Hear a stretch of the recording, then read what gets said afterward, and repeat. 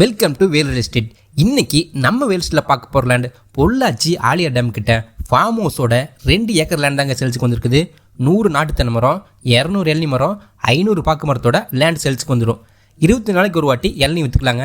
அப்புறம் வருஷத்துக்கு ஒரு பாக்கு மரம், 1000 குத்தைக்கு பிடிச்சவங்க 500 மரத்துக்கு வருஷத்துக்கு 5 லட்சம் இன்கம் வருங்க.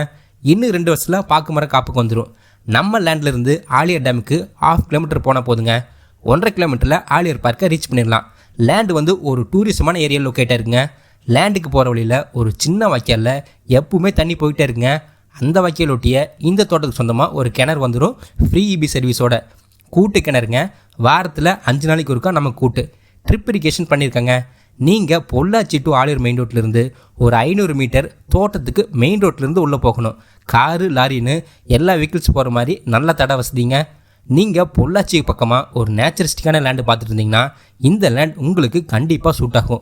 வந்தது தங்குறதுக்கு ஃபார்ம் ஹவுஸ் இருக்குது. நீங்கள் வீக்லி ஒன்ஸ் வந்து ஸ்டே பண்ணுறதுனாலும் பண்ணிக்கலாம். பக்கத்தில் ஆலியர் பார்க் இருக்குங்க. அதுபோக 40 கிலோமீட்டரில் வால்பாறையை ரீச் பண்ணிடலாம். நல்ல தண்ணி வசூல் இருக்க பூமிங்க.